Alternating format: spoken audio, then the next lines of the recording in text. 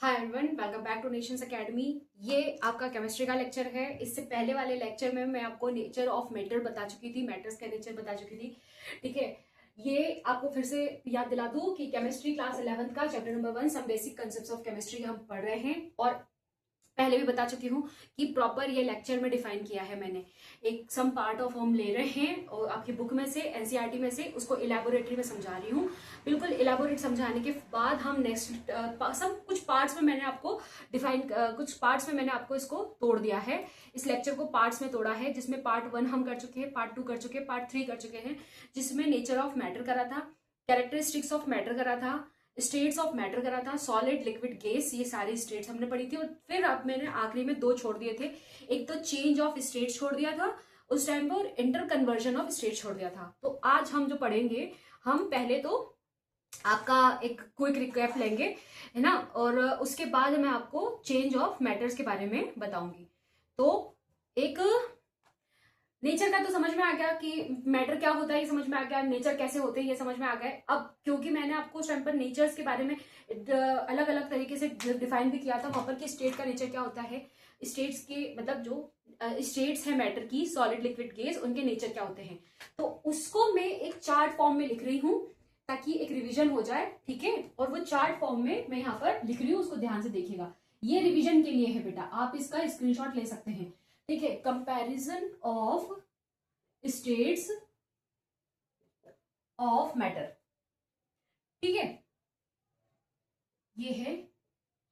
Okay, अब यहां पर मैं लिख रही हूं प्रॉपर्टी। प्रॉपर्टी किसकी? स्टेट्स की। ठीक है, मैटर की, स्टेट्स की। और यहां पर वो सारी तीनों स्टेट्स लिख रही हूं जिसको मैंने पिछले लेक्चर में प्रॉपर आपको लिखकर बताया था, सॉलिड, लिक्विड और यहां गैस। ठीक है, ये गैसेस। अब 3 प्रॉपर्टी हो गई, ये तीन आपकी स्टेट्स हो गई हैं मैटर की। अब यहां पर हम लिखना शुरू कर रहे हैं। पहले आते हैं शेप पर। सॉलिड का शेप कैसा होता है? किया होगा रिवीजन, बताओ कैसा होता है? फिक्स्ड होता है। सॉलिड का शेप जो होता है फिक्स्ड होता है। लिक्विड का फिक्स्ड होता है क्या? नहीं जी, लिक्विड का फिक्स्ड नहीं होता है। पार्टिकल्स के बारे में समझाया था, दिखाए भी थे, याद हो। इसका शेप फिक्स्ड होता है क्या? नहीं, इसका भी फिक्स्ड नहीं होता है। क्यों नहीं होता है? क्योंकि पार्टिकल्स दूर दूर होते हैं, अरेंज्ड जो होते हैं वो पार्टिकल दूर दूर अरेंज्ड होते हैं। सेकेंड क्या है? वॉल्यूम। सॉलिड का वॉल्यूम कैसा होता है भैया, जरा बताना बेटा। फिक्स्ड होता है, फिक्स्ड शेप होता है, फिक्स्ड वॉल्यूम होता है। इसका फिक्स्ड रहता है लेकिन इसका फिक्स्ड नहीं रहता है। लिक्विड का फिक्स्ड वॉल्यूम होता है, केसेस का नहीं होता है फिक्स्ड वॉल्यूम। ठीक है, जिसमें डाल दो उसका वो ले लेगी, उतना वॉल्यूम हो जाएगा उसका। जितने बड़े आकार में आप डालोगे, गैस है क्योंकि पार्टिकल दूर दूर रहते हैं, फैल जाएगी तो वॉल्यूम इंक्रीज हो गया ना। ठीक है, थर्ड पे आता है पार्टिकल अरेंजमेंट। पार्टिकल की डिस्टेंस कितनी होती है, पार्टिकल कैसे अरेंज होते हैं, पार्टिकल डिस्टेंस। तो सॉलिड की कैसे होते हैं? कॉम्पैक्ट, बहुत करीब, वेरी क्लोज होते हैं इसके पार्टिकल, जो अरेंज होते हैं बहुत क्लोज होते हैं। इसके थोड़े दूर होते हैं, मतलब वेरी क्लोज, क्लोज, और इसके फार होते हैं। ठीक है, फार अपार्ट, इसके दूर दूर होते हैं गैस के। ठीक है, तभी तो वो बॉटल का आपको याद होगा कि मैंने परफ्यूम की बॉटल का एग्जांपल दिया था। ठीक है, अब पार्टिकल मूवमेंट कैसा होता है इनका? पार्टिकल मूवमेंट प्रॉपर्टी क्या है? Particle movement. सॉलिड में पार्टिकल मूवमेंट कैसा होता है? वाइब्रेट। अब वाइब्रेट करेंगे, एक पास पास में वाइब्रेट करेंगे, ठीक है, दूर दूर वाइब्रेट नहीं करेंगे, पास पास में वाइब्रेट करेंगे तो शेप दिखेगा प्रॉपर।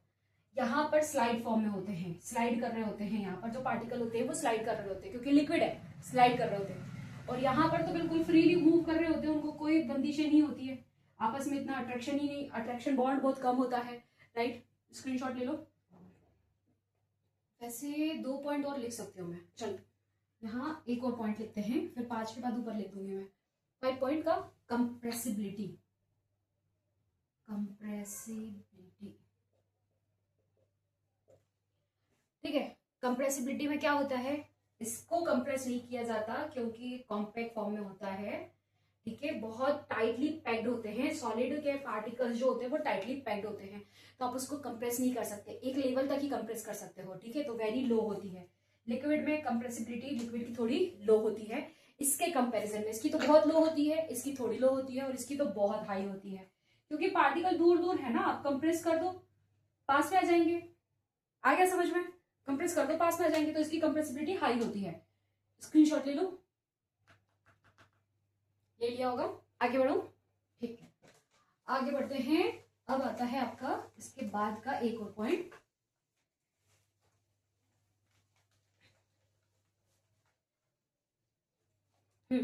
इसके बाद एक ही पॉइंट है, फोर्स ऑफ अट्रैक्शन, जिस पे सारे खेल हैं। फोर्स ऑफ अट्रैक्शन किसका? फोर्स ऑफ अट्रैक्शन बेटा पार्टिकल्स के बीच का अट्रैक्शन, फोर्स ऑफ अट्रैक्शन।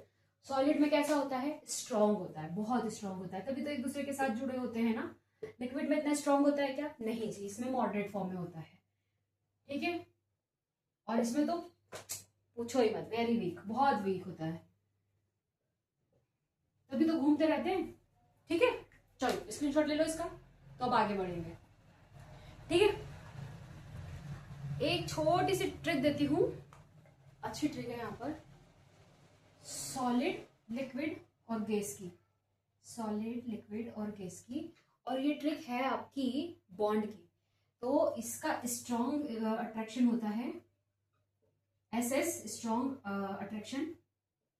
किसका? पार्टिकल्स की बात कर रहे हैं ना, स्ट्रॉन्ग अट्रैक्शन। लिक्विड में कैसा होता है? लेस अट्रैक्टेड होते हैं, या आपस में लेस अट्रैक्टेड होते हैं, लेस अट्रैक्शन होता है। और गैस में कैसा होता है? बहुत वीक होता है, गॉन अपार्ट, बहुत दूर दूर होते हैं, ठीक है। और क्या लिखा है? Particle for apart, particle for apart, ये सिंपल बात है, गॉन अपार्ट। बहुत पार्टिकल्स क्या होते हैं? वो दूर दूर अरेंज होते हैं, ठीक है। स्क्रीनशॉट ले लो, इसका भी ले लिया होगा, मैं रफ कर रही हूँ। अब आगे का पार्ट पढ़ेंगे हम, आगे का जो पार्ट है वो मैं आपको बताऊंगी, ठीक है। और वो क्या है? पार्ट नहीं है, इसी का फर्दर हमारा एक्सटेंशन था, जिसको मैंने पिछले लेक्चर में छोड़ दिया था, ठीक है। लेक्चर लंबा नहीं करना चाह रही थी इसलिए। तो वो क्या है? वो है आपका चेंज ऑफ स्टेट। अब चेंज ऑफ स्टेट्स क्या होती है, इसके बारे में ध्यान से समझ लो। स्टेट्स कितनी है?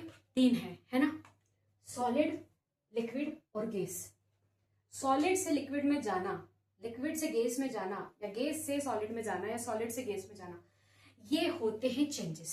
सिंपल डेफिनेशन में बताऊं तो चेंज ऑफ स्टेट्स क्या होता है? The process of changing one physical state of matter into another by changing temperature और pressure is called change of states. इसको लिख लो, डेफिनेशन बहुत जरूरी होती है, अच्छा होता है डेफिनेशन लिखना, एग्जाम के पॉइंट ऑफ व्यू से अच्छा होता है। और आपको समझ में आ जाती है तब तो फिर आप कैसे भी लिख सकते हो, ठीक है। चेंज ऑफ स्टेट्स की बात कर रहे हैं हम। डेफिनेशन क्या है चेंज ऑफ स्टेट की? डेफिनेशन स्टेट है, स्टेट्स नहीं है, सॉरी। क्या है? द प्रोसेस, वो प्रतिक्रिया, द प्रोसेस ऑफ चेंजिंग, क्या changing? One physical state into state of matter, क्योंकि मैटर की बात कर रहे हैं ना, तो जरूरी है मैटर लिखना। मैटर इनटू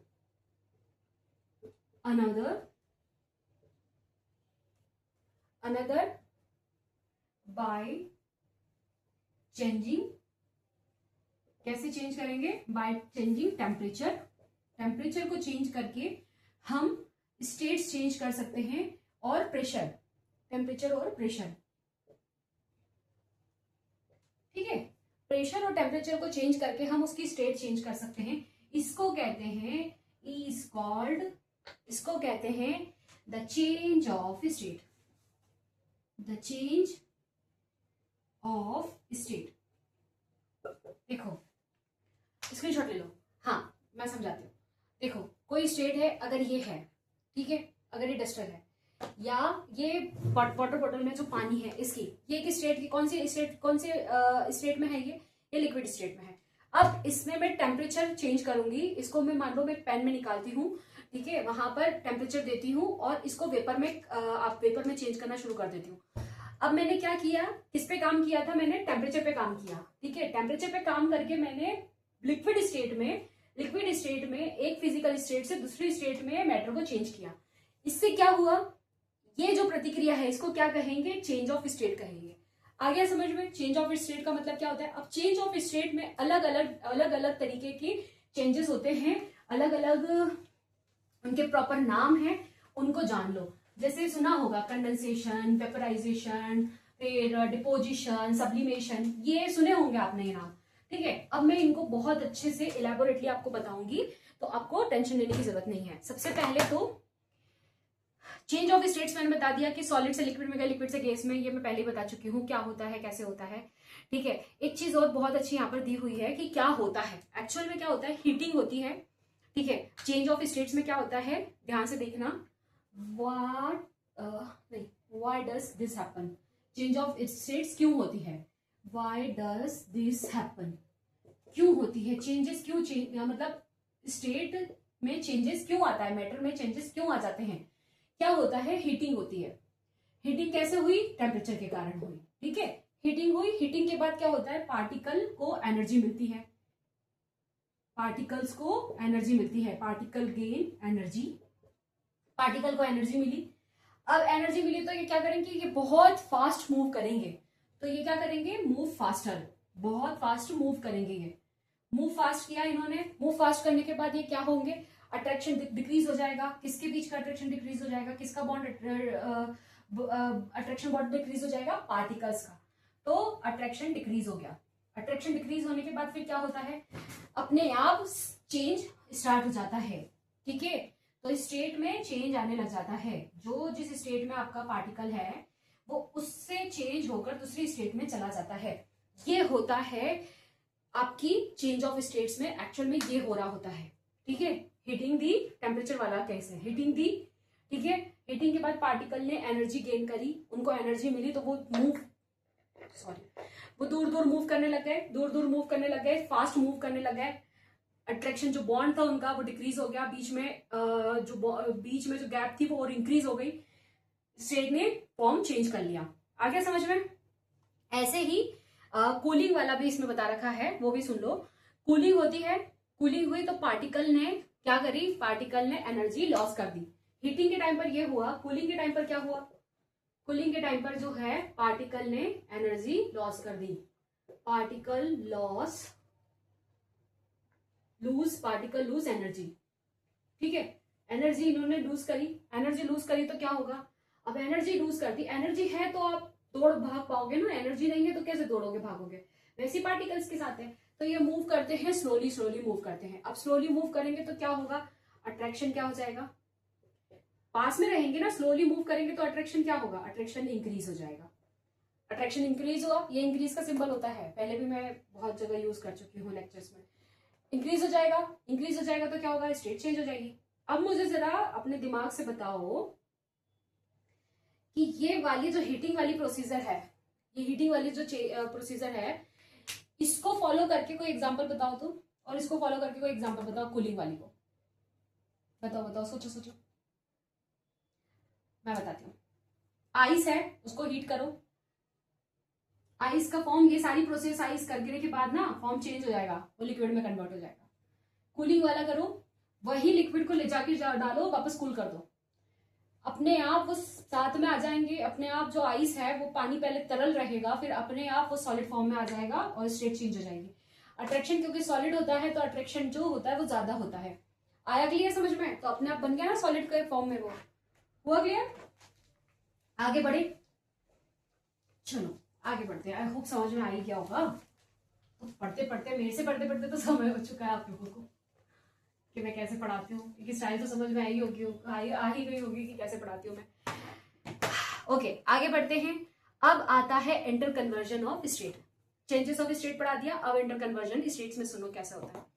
फर्स्ट तो डेफिनेशन जान लो इंटर कन्वर्जन ऑफ स्टेट्स की क्या होती है।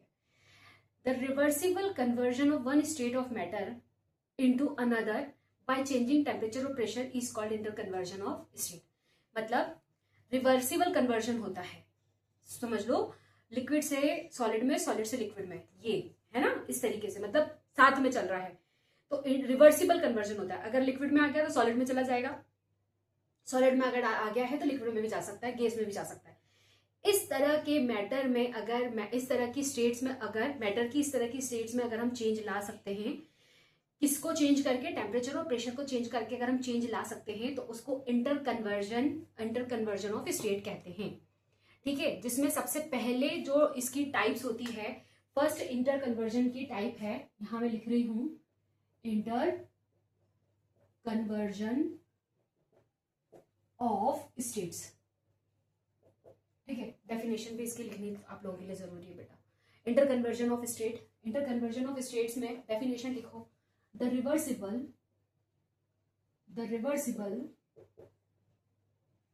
conversion of matter, the reversible conversion of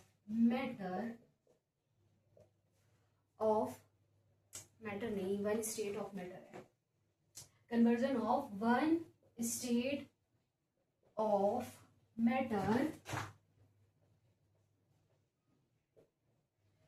matter into another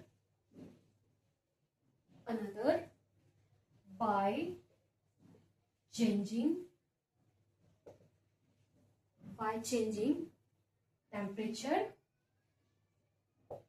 temperature और pressure is called interconversion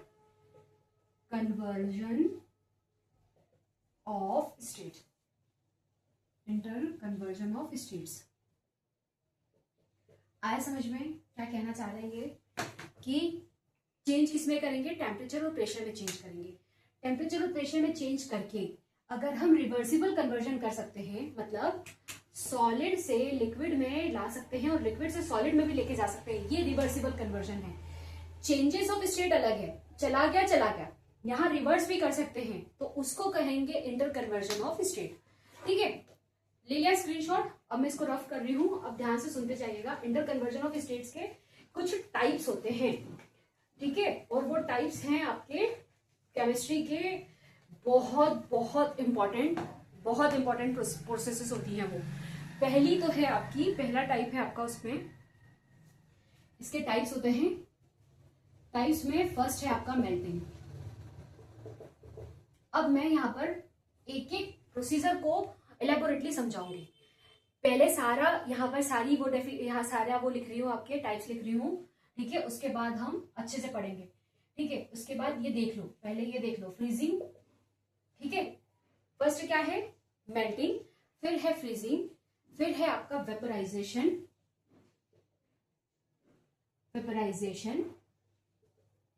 ठीक है।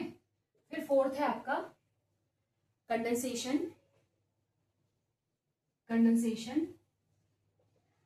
ठीक है। फिर फिफ्थ में आपका है सब्लिमेशन,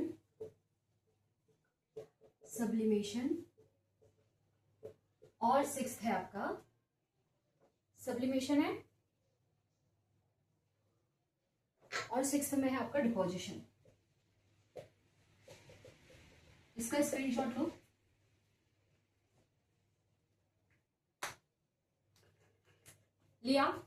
ले लिया होगा ना। चलो अब एक एक प्रोसीजर को हम पढ़ेंगे ध्यान से।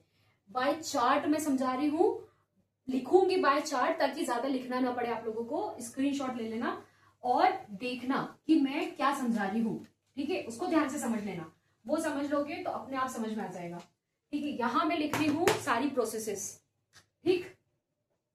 ये है प्रोसेसेस, ये सारी प्रोसेसेस है। और कौन कौन सी है ये, सबसे पहले है मेल्टिंग,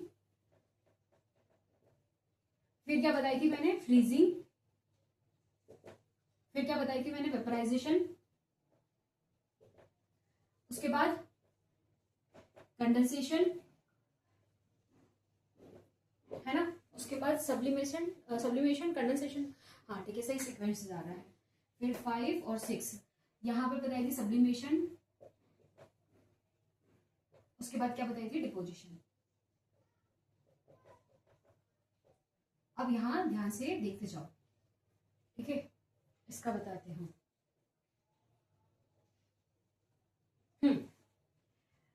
वर्ड्स की मीनिंग समझ लो तो प्रोसीजर अपने आप समझ में आ जाएगा। सबसे पहले तो मीनिंग,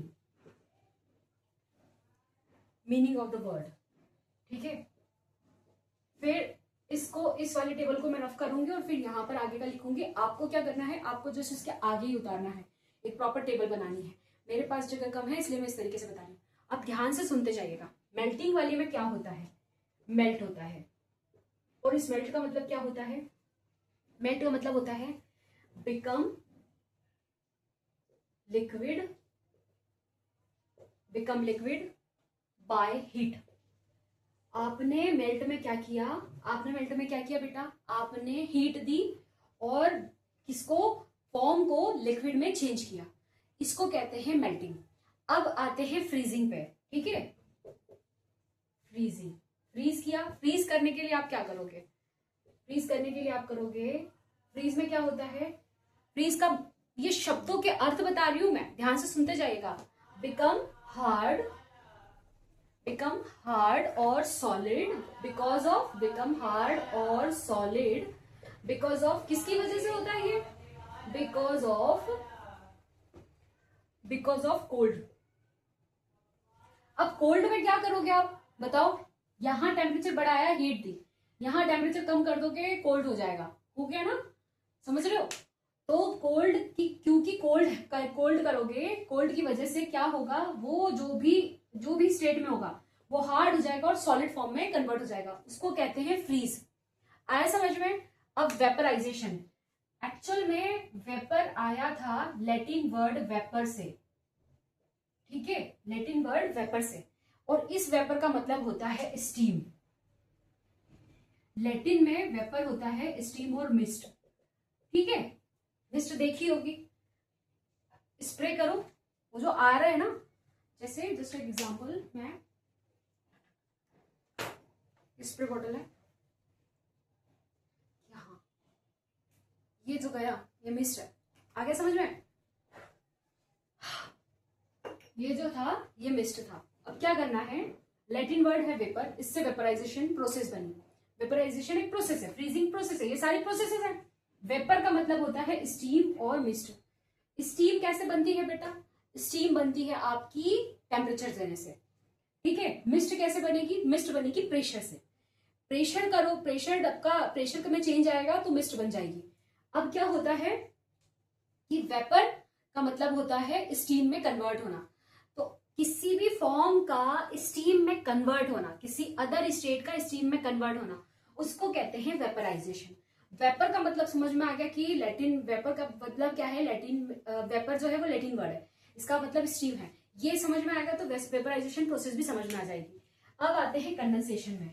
एक्चुअल में कंडेंसेशन भी लैटिन वर्ड है, कंडेंसेशन लैटिन वर्ड नहीं है, कंडेंसेयर लैटिन वर्ड है, और वो ये है कंडेंसेयर, कंडेंसेयर ये लैटिन वर्ड है। इसका मतलब क्या होता है, किसी भी चीज को डेंस बना देना, मेक डेंस, और कॉम्पैक्ट बनाना, कॉम्पैक्ट बनाना। अब कॉम्पैक्ट बनाना और डेंस बनाना मतलब एक स्टेट है, ठीक है।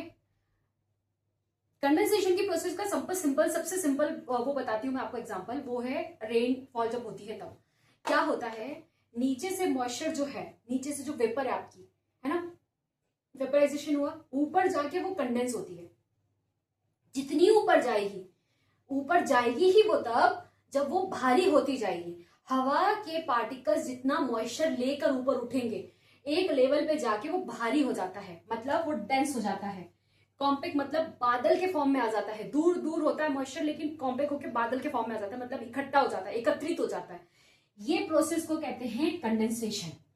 अब कंडेंस हुआ, कंडेंस होने के बाद क्या होता है, फिर एक टेम्परेचर रीच होने के बाद रेनफॉल स्टार्ट हो जाती है, वैसे ही होता है। तो कंडेंसेशन का मतलब समझ में आया। कंडेंसेयर, कंडेंसेयर का मतलब क्या है कि डेंस होना, किसी चीज का भारी हो जाना और एकत्रित हो जाना, ठीक है, कॉम्पैक्ट हो जाना, इसको कहते हैं कंडेंसेशन, ठीक है। कंडेंसेशन प्रोसेस है, कंडेंसर इसको कहते हैं, और इसी से आपकी कंडेंसेशन की प्रोसेस बनी है। कंडेंसेयर जो मीनिंग है, इससे आपकी कंडेंसेशन की प्रोसेस बनी है। अब आते हैं सब्लिमेशन पे। सब्लिमेशन क्या होता है, सुनकर चौंकोगे, सब्लिमेशन भी आपकी लैटिन वर्ड है जिसका सब्लिमेयर मीनिंग होता है, सब्लिमेयर। इसका अर्थ क्या होता है? सब्लिमेयर का अर्थ होता है रेज अप, मतलब ऊपर की तरफ उठना, रेज अप, ठीक है। और lift high, lift high, lift high, मतलब कोई भी चीज का ऊपर की तरफ उठना, रेज अप, ऊपर की तरफ जाते जाना, उसको कहते हैं सब्लिमेयर। सब्लिमेयर जो प्रोसेस इसमें जो हो रहा है, इसको कहते हैं इंग्लिश में सब्लिमेशन। ये प्रोसेस का नाम है, ठीक है। जैसे एग्जाम्पल तो मैं लिखाऊंगी सही कि कैसे हो रहा है। जैसे समझ लो, इसमें एक बहुत अच्छा दिया है कि solid seems to rise directly into a gas without becoming liquid. अब क्या, किसी भी चीज का, मैंने बोला ना किसी भी मैटर का, तो यहां पर जो प्रोसेस हो रही है, यहां पर जो आपका मैटर है वो एक स्टेट से उठकर दूसरे स्टेट में तुरंत चला जाता है। जैसे सॉलिड से तुरंत वेपर बन जाना, सॉलिड से तुरंत वेपर में कन्वर्ट हो जाना होता है सब्लिमेयर, ठीक है। राइज अप, एकदम से राइज कैसे करोगे? मान लो पानी है, मान लो बर्फ है, बर्फ को आपने पानी में कन्वर्ट किया। अगर इस बर्फ को आप डायरेक्ट ही आप अगर इसको वेपर में कन्वर्ट कर रहे हो तो सब्लिमेशन होगा। अगर पानी में कन्वर्ट कर रहे हो तो क्या होगा? कंडेंसेशन होगा। आ गया समझ में? इसीलिए मैंने इन दोनों में डिफरेंस बताया। कंडेंसेशन क्या होता है? गैस से पानी में जाना, है ना। और सब्लिमेशन में क्या होता है? सब्लिमेशन में होता है कि ऑलरेडी सॉलिड फॉर्म में था, उसको डायरेक्ट आपने गैस फॉर्म में कर दिया, बिना एक स्टेज को स्किप करके, लिक्विड के स्टेप को स्किप करके। आ गया समझ में? अब आता है डिपोजिशन। डिपोजिशन भी लैटिन वर्ड है, ठीक है। डिपोजिशन लैटिन वर्ड नहीं है। ये डिपोजिशन जिस वर्ड से बना है वो लैटिन वर्ड है, और उसका मतलब होता है डिपोनियर। डिपोनियर, डिपोनियर कहते हैं। और इसमें क्या होता है? इसमें जो भी हो रहा है वो पुट डाउन हो रहा है, नीचे की तरफ आएगा, ठीक है। पुट डाउन और ले डाउन, जो भी हो रहा है वो बिल्कुल नीचे आएगा। कोई भी प्रोसेस, कोई भी स्टेट है वो तुरंत नीचे आ जाएगी। इसका स्क्रीनशॉट ले लो तो आपको मैं बताती हूँ। डिपोजिशन में समझ लो, बारिश हुई, बारिश एकदम से नीचे आ गई। अब नीचे आ गई तो अब वो क्या डिपॉजिट हो गई ना, पानी डिपॉजिट हो गया ना, वो जो है वो है आपका डिपोजिशन। ये अभी मैं ऐसे समझा रही हूँ, मैं प्रॉपर आपको इसकी मीनिंग बता चुकी हूँ। अब इसको प्रॉपर क्या होता है इसके अंदर वो मैं अब आपको बताऊंगी। अब मैं रफ कर रही हूँ, ठीक है। अब आपको क्या करना है, एक बार ध्यान रखना, ये जो मीनिंग ऑफ वर्ड्स था ये, इसको मैं रफ कर रही हूँ, लेकिन आप स्क्रीनशॉट लोगे और अगर आप स्क्रीनशॉट लेके नोट्स बना रहे हो तो मैं आपसे रिक्वेस्ट करूंगी कि आप ये जस्ट इसके साइड से कि पेपर के 3 पार्ट करना, ठीक है। 3 लाइन खींचना, एक में प्रोसेसेस लिखना, लाइन खींचना, वर्ड्स के मीनिंग लिखना, और उसके बाद क्या करूं मैं इन लोगों का, यार इनको भी बेचना होता है तो ये तेज बजाते हैं, आई एम सॉरी ना। उसके बाद आपको यहाँ पर क्या हो रहा है प्रोसेस में वो लिखना है। सबसे पहले क्या होता है मेल्टिंग में, अब यहाँ पर लिखेंगे कि why it is called that, कि मेल्टिंग को मेल्टिंग क्यों कह रहे हैं, फ्रीजिंग को फ्रीजिंग क्यों, वेपराइजेशन को वेपराइजेशन क्यों, ये सब क्यों, ठीक है। तो मेल्टिंग में होता है अ सॉलिड, क्या होता है, एक सॉलिड चेंज होता है किसमें, चेंजेस इनटू अ लिक्विड। जब सॉलिड का लिक्विड में चेंज होता है, सॉलिड स्टेट से लिक्विड स्टेट में अगर जा रहा है तो उसको कहेंगे मेल्टिंग। आया समझ में? फ्रीजिंग में क्या होता है, लिक्विड बिकम्स सॉलिड, लिक्विड क्या सॉलिड हो जाएगा, बिकम्स सॉलिड, ठीक है। उसके बाद फ्रीजिंग में ये हो गया, लिक्विड जो होता है वो सॉलिड में चेंज हो जाएगा। वेपराइजेशन में क्या होगा, वेपराइजेशन में लिक्विड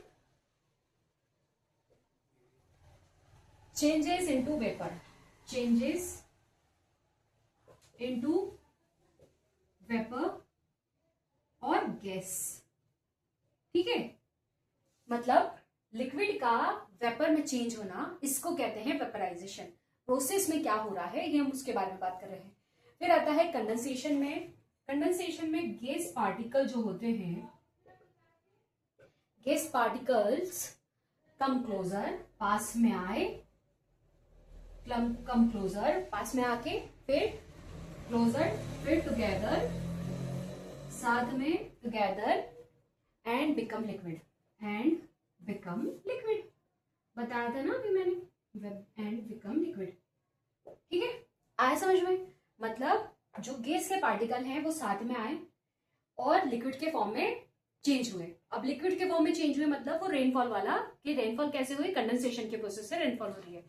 ठीक है, इसीलिए जब रेनफॉल हो रही होती है, पानी जब गैस, सुनना ध्यान से, जब गैस ऊपर जाके, वेपर ऊपर जाके कंडेंस होती है, लिक्विड के फॉर्म में चेंज होती है, जब चेंज होकर नीचे आती है तो उसको प्रेसिपिटेशन कहते हैं। ये भी एक प्रोसेस है। ठीक है, अब सब्लिमेशन पे आए। सब्लिमेशन का मतलब होता है अ सॉलिड सीम्स, सॉलिड क्या होता है, a solid seems to rise, solid क्या होता है, वो राइज होता है, और राइज होता है directly into gas, directly into gas, without becoming liquid. क्या हुआ, डायरेक्ट सॉलिड से गैस में कन्वर्ट हो गया, लिक्विड नहीं बना लेकिन डायरेक्ट सॉलिड से गैस में कन्वर्ट हो गया। आया समझ में? अब आता है डिपोजिशन। डिपोजिशन का क्या होता है, अ गैस पार्टिकल, डिपोजिशन में क्या होता है, गैस पार्टिकल्स, डिपोजिशन अलग अलग होते हैं, एक जियोग्राफी में भी डिपोजिशन होता है, वो अलग होता है। ठीक है, gas particles are put down, नीचे आ गए, गैस पार्टिकल्स नीचे आ गए, put down directly as solid, directly as a solid. देखो केमिस्ट्री में डिपोजिशन का मतलब ये होता है कि आपके गैस के पार्टिकल जो हैं, स्क्रीनशॉट ले लो तब तक, गैस के पार्टिकल जो हैं, सुनते भी जाओ और स्क्रीनशॉट लेते जाओ, गैस के पार्टिकल जो हैं वो नीचे आएंगे और डायरेक्टली सॉलिड में आ जाएंगे। अब मैं इससे पहले जब डिपोजिशन का बताया था मैंने, वो जियोग्राफी का था, आई एम सॉरी, लेकिन इसका मैं एक अच्छा एग्जांपल आपको बताती हूँ। बर्फबारी सुनी है, बर्फबारी होती है, फ्लैक्स आते हैं, स्नो फ्लैक्स नीचे आ रहे होते हैं। स्नो फ्लैक्स क्या होते हैं, वो कोई सॉलिड लिक्विड फॉर्म में तो होते नहीं है, वो सॉलिड फॉर्म में होते हैं। तो स्नो फ्लैक्स जब नीचे आ रहे होते हैं तो ऊपर तो वो गैस फॉर्म में होते हैं, ठीक है, कंडेंसेशन नहीं होता उनका, लिक्विड में नहीं जाते हैं, वो डिपोजिशन प्रोसेस होती है। जो गैस के पार्टिकल्स होते हैं वो तुरंत आपके डायरेक्टली सॉलिड में फ्लैक्स में बनके स्नो फ्लैक्स में बनके नीचे आ जाते हैं, इसको कहते हैं डिपोजिशन होना। अब आ गया समझ में? इससे पहले जो मैंने डिपोजिशन बताया था, सॉरी, वो मैंने बता दिया था आपको जियोग्राफी वाला। ठीक है, होता है जब आप पेस में होते हो ना तो लिंक में बोलते चले जाते हो, सॉरी। हाँ, ये एक्चुअली फ्लैक्स में फ्लैग का बन जाना, आपका स्नो फ्लैग बन जाना, वो डिपोजिशन होता है। ठीक है, तो आपको इंटर कन्वर्जन समझ में आ गया होगा, ये सब समझ में आ गया होगा। अब हम जो इसमें पार्ट स्टार्ट करेंगे उसके बारे में बता दूं। पार्ट 4 है आपका क्लासिफिकेशन ऑफ मैटर, जिसमें हम पढ़ेंगे pure substance, mixture, homogeneous mixture, heterogeneous mixture, elements, compounds, atom, molecules, different among all of these, ये सब पढ़ेंगे और डायग्राम में एक्सप्लेन करूंगी इसमें। ठीक है, इससे पहले जब हम 4th नंबर का पार्ट स्टार्ट करेंगे उससे पहले मैं इसके लिए आपको एक छोटा सा याद करने के लिए एक छोटा सा टेबल दूंगी। ठीक है, तो आपको वो टेबल, वो क्यों करवा रही हूँ मैं, तब क्यों करवा रही हूँ, 1 लाइन समरी टाइप का रहेगा वो। अभी इतना जान लो, इतना समझ लो, 1 लाइन समरी आपके लिए तब ज्यादा सही रहेगी बेटा जब आपको चीजें समझ में आ जाए। तब क्या 1 लाइन समरी भी, एक एक शब्द वाली चीजें भी समझ में आ जाती है। ठीक है, तब तक के लिए टेक केयर, बाय बाय। अब नेक्स्ट वाले लेक्चर में हम पार्ट 4 करेंगे। ओके।